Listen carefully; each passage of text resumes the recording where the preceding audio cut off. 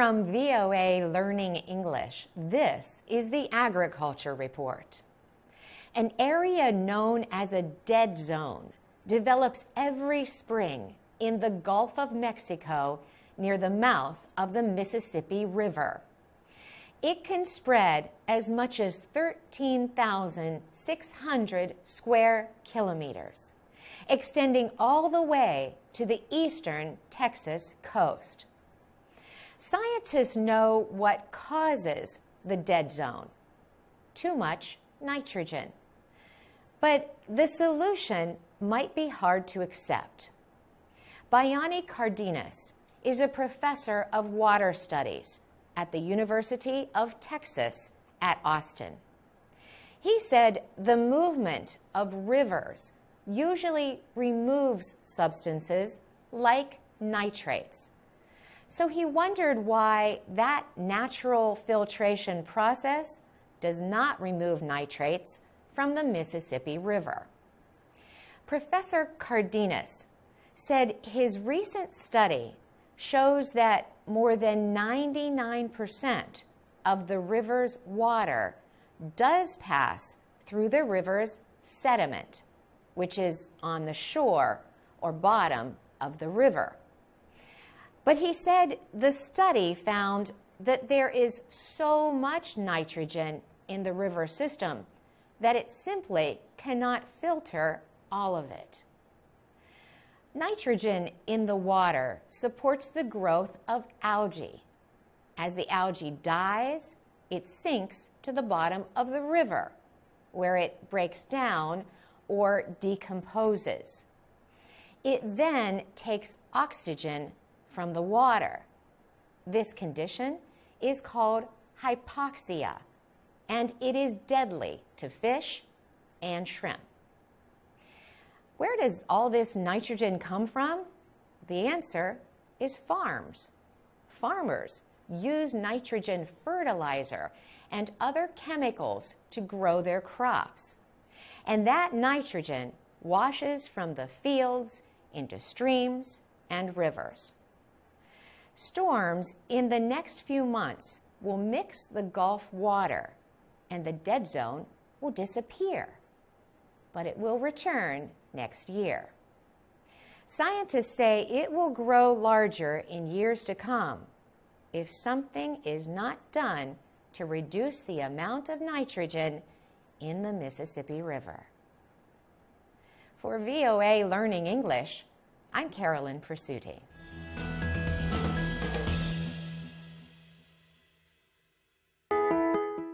From VOA Learning English, this is the Health Report. Many people all over the world enjoy an alcoholic drink, such as wine or beer, during dinner. Sometimes people raise a glass of alcohol to celebrate a wedding or a birthday. And having drinks after work with friends and co-workers is called happy hour. All these situations are considered social drinking because they happen at social events. But when does social drinking become problem drinking? According to the World Health Organization, alcohol abuse kills 3.3 million people each year. The report also says alcohol use can increase the risk of developing more than 200 diseases, including some cancers. And it says alcohol abuse can put people at greater risk of infectious diseases. Shakar Saxena is a WHO official. She says the organization is concerned about drinking among young people under the age of 19. She says it is most concerned about what is called binge drinking, an extended period of heavy drinking. She says research found that 16% of drinkers over the age of 15 are binge drinkers. The WHO report also found that the highest rates of alcohol-linked deaths are in Europe. Finally, the report says less alcohol is used in Africa than in Europe, but it says the health effects are worse in Africa because of a lack of social support systems and health care. The WHO says countries can protect people from alcohol abuse. Possible measures include raising alcohol taxes and the legal drinking age. Controlling the marketing of alcoholic drinks could also reduce abuse problems. For VOA Learning English, I'm Carolyn Presutti.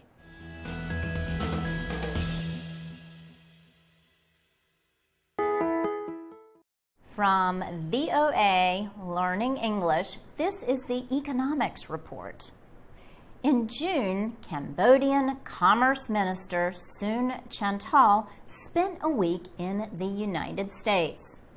The Commerce Minister told Americans about the willingness of Cambodia's government to make deep reforms to improve conditions for investment. He said the reforms would lower costs for investors. He said transportation and energy costs would be reduced.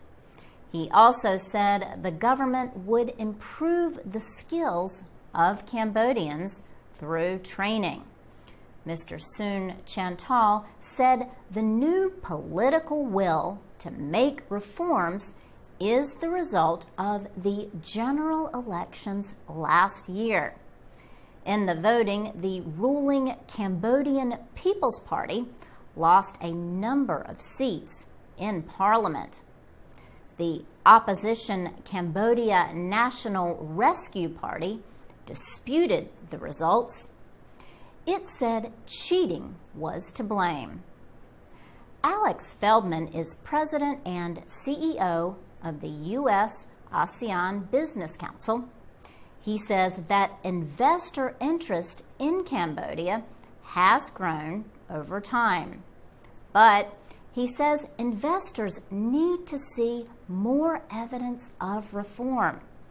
Mr. Feldman says Cambodia should continue to improve roads, ports, and other infrastructure.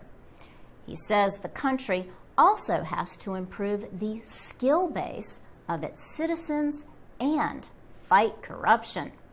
In 2013, Transparency International named Cambodia the most corrupt country in Southeast Asia. Sun Chantal says the Cambodian government has taken major steps toward reform. These include passing an anti-corruption law and creating an agency to fight corruption. Storm Tibb works for the Asia Division of Human Rights Watch. He admits that anti-corruption efforts have increased, but he says a lack of openness about the process will make them ineffective. For VOA Learning English, I'm Laurel Bowman.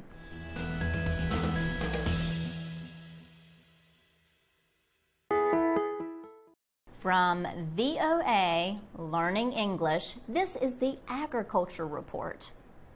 Farmers are increasingly using high-tech products to lower costs, increase crops, and add to their profits. But they are not just using high-tech machines. They also now employ services that gather information. The Finfrock family grows corn and soybeans on about 3,200 hectares in the central state of Illinois. They use agricultural technology. But Shelley Finfrock says technology cannot control everything. She says weather is probably the most important part of farming and the least controllable. She says it affects every part of a farm, including soil, animals that eat the crops, and crop production. She says all these affect profits. The amount of rainfall can differ greatly from field to field on the Finfrock farm. The family's farm is in 5 counties. Checking water levels and other conditions in such a large area takes a lot of travel time. So, for the past year, Ms. Finfrock has been testing an online service called Climate Basic. The service sends her a text message every morning. It tells her how much rain fell on her farms in the past 24 hours. It measures to the hundredths of a centimeter. Tristan Dorgeval works at Climate Corporation, which developed the Climate Basic program. He says the company uses data from the National Weather Service and other sources. Climate Corporation released a more complex program called Climate Pro earlier this year. It helps farmers decide what to plant. It also advises farmers about when to use chemicals that improve growth or ones that kill insects.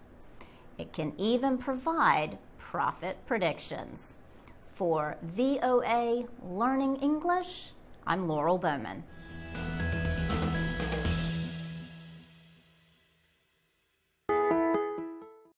From VOA Learning English, this is the Health Report.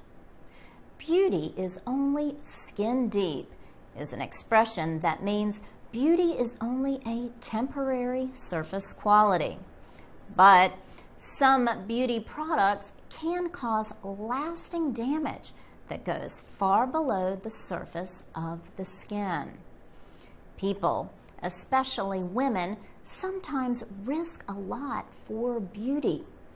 In the United States, many people use sunlight and non-natural light to darken their skin. Health experts advise against what is called tanning because of its links to skin cancer.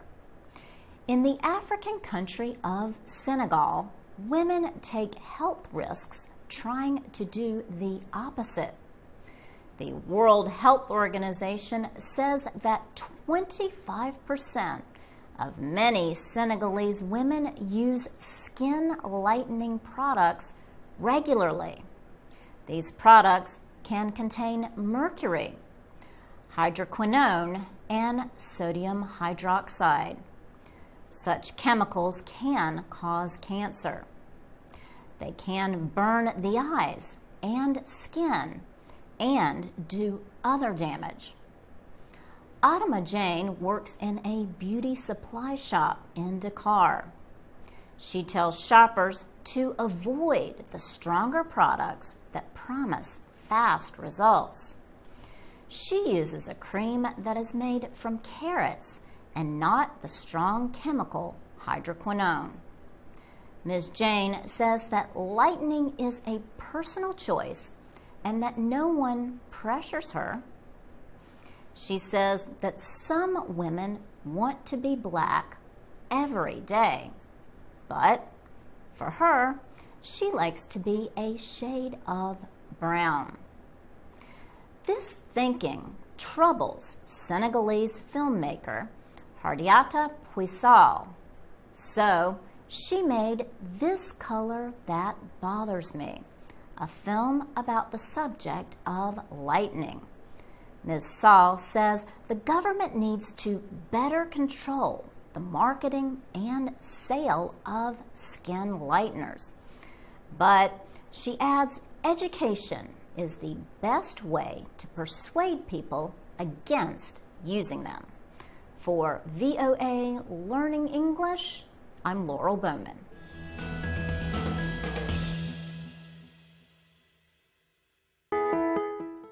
From VOA Learning English, this is the Technology Report. More and more people around the world are using mobile devices. In some countries, smartphones and other mobile devices serve as replacements for the traditional desktop computer. The mobile gaming industry is growing as a result. Experts say the industry will be worth more than $11 billion this year. Early computers were too slow to process the amount of information needed for realistic pictures, sound, and special effects. But processors soon became faster and less costly. Manufacturers began to develop machines designed only for games. Now, smartphones and other mobile devices provide new ways to play games. Gamers and game developers recently showed and tested their products at the Electronic Entertainment Exhibition, or E3, in Los Angeles, California. Gaming industry leaders like Xbox and PlayStation demonstrated new products. App Annie is a mobile gaming market research company based in San Francisco, California.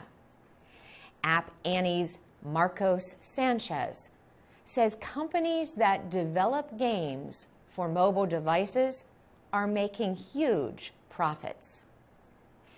Yoshio Osaki is the top vice president of the International Development Group. The official says new companies are doing very well with all the different ways to provide people with games. Many of the gaming companies depend on loyal gamers for fresh ideas. Michael Saman is a 17-year-old Facebook employee. He says he is working on its new software system called Parse. Parse is designed to help others develop even more applications for mobile devices. For VOA Learning English, I'm Carolyn Presutti.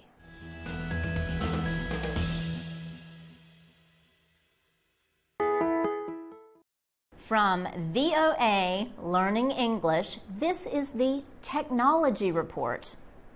The Ambassador automobile is the most famous and longest-made Indian car. Hindustan Motors sold the first in 1958. The car soon became known as the King of Indian Roads, but recently, Hindustan Motors announced it had suspended production of the Ambassador. The company says its decision is the result of low demand and lack of money. Indians call the car the Ambi. It was based on a car designed by Britain's Morris Oxford. Hindustan Motors made few changes to the Ambassador design since its beginning. It has a strong steel body. It travels through very hilly areas and on bad roads with ease. The auto market in India did not get seriously competitive until the middle of the 1980s. Then, Japanese carmaker Suzuki joined with an Indian company to produce a small, low-cost vehicle. But the Ambassador remained the car of the rich and the powerful. However, in 1991, India opened its economy to more foreign investment. Many international auto companies began to offer buyers newer, more fuel-efficient vehicles. Other companies offered sport utility vehicles to a rising Indian middle class. The Ambassador maker found it increasingly difficult to find buyers. The Indian government stopped using the cars 10 years ago. Many taxi drivers like the Ambassador because repairs are generally low cost. But sales records are not good.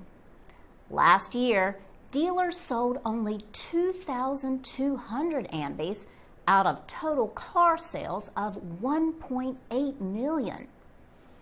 There are reports about a search for a new investor, but auto experts say they do not believe the Ambassador will return. For VOA Learning English, I'm Laurel Bowman.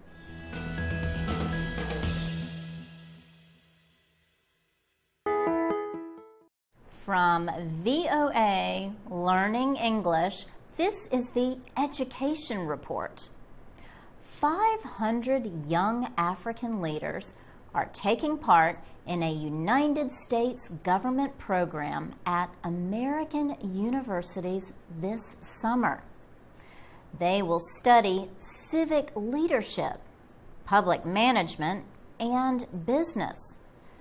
Fauzia Abdikadir of Kenya is among the young people. She spoke to VOA about her goals and the goals of her group in Kenya, the Northern Organization for Social Empowerment. She said she wants to improve healthcare and development in a northeastern part of the country. Ms. Abdikadir comes from a family of traveling animal herders in Garissa.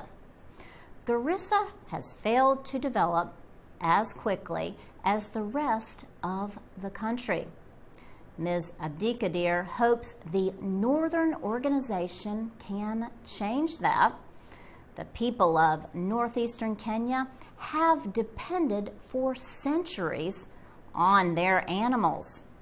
Families are always moving in search of water and food for the animals. This way of life limits modern education and health care. People have to walk far to reach schools or health centers. Ms. Abdikadir says she wants to make agriculture a way of life in her community. She believes settling permanently and planting crops would provide a better future. She says there is very productive land where she comes from, and she says the youth of the area need to be empowered.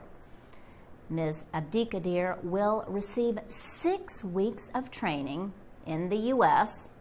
She will also work for 2 months in civic leadership. The Washington Fellowship for Young African Leaders is part of President Obama's Young African Leaders Initiative.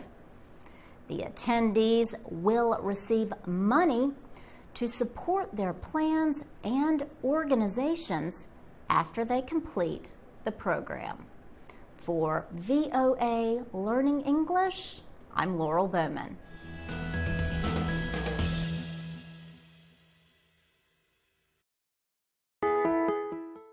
From VOA Learning English, this is the Education Report. Millions of high school students in China just took a college entrance examination. The highly competitive test is known as the Gaokao. It is meant to make the admissions system fairer for poorer students and those with less power in society. Education is very important to gaining a good standing in Chinese society. Universities are supposed to require good scores on the test for admission to college. But reports suggest that some people are getting into schools without even taking the test.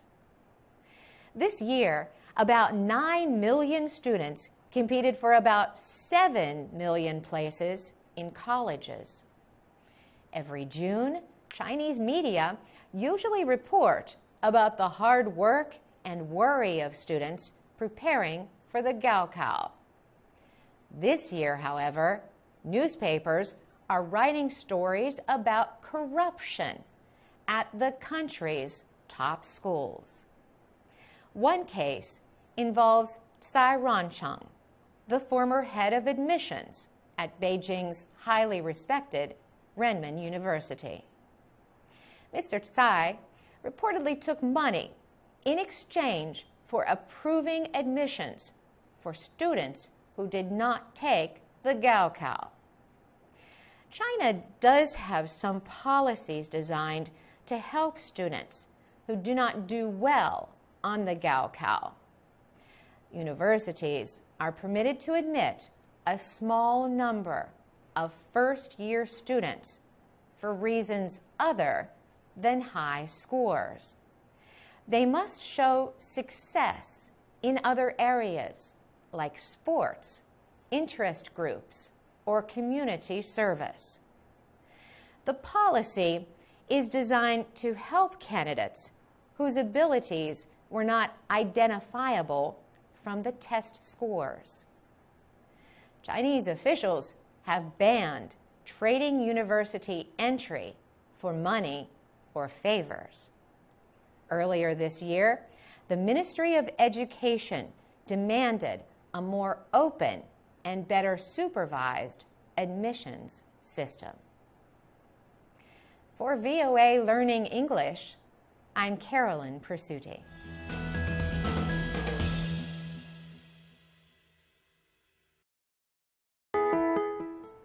From VOA Learning English, this is the Economics Report. The growth in North Dakota's oil industry is quickly changing the state. Oil money has brought development and jobs. One unusual organization in North Dakota has been playing a part in this expansion. The Bank of North Dakota, based in Bismarck, is the only state-operated bank in the United States. The bank's yearly report says it has had 10 straight years of record profits.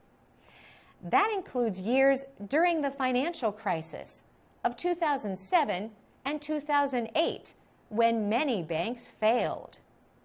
The bank provides or secures loans for local businesses. Cam Holt is a young businessman who returned to his hometown of Williston, North Dakota. He started a restaurant in 2011, and the business is doing very well. Mr. Holt credits the bank for lending him the money when other banks may have not. State officials established the bank in 1919. It was designed to help control lending rates for farmers. Bank leader Eric Hardmeyer says its purpose has changed over the years. Now, it supports general economic development. Mr. Hardmeyer says the organization has gone from a $4 billion bank to a $7 billion bank in the last 5 years. The official says the bank is successful, partly because it is responsible to taxpayers, not shareholders. The bank's purpose is to finance agriculture, commerce, and industry, he says. The effects of the bank's lending go beyond the state's oil fields. the bank has put $300 million in profits into the general savings of North Dakota in the last 10 years. For VOA Learning English, I'm Carolyn Presutti.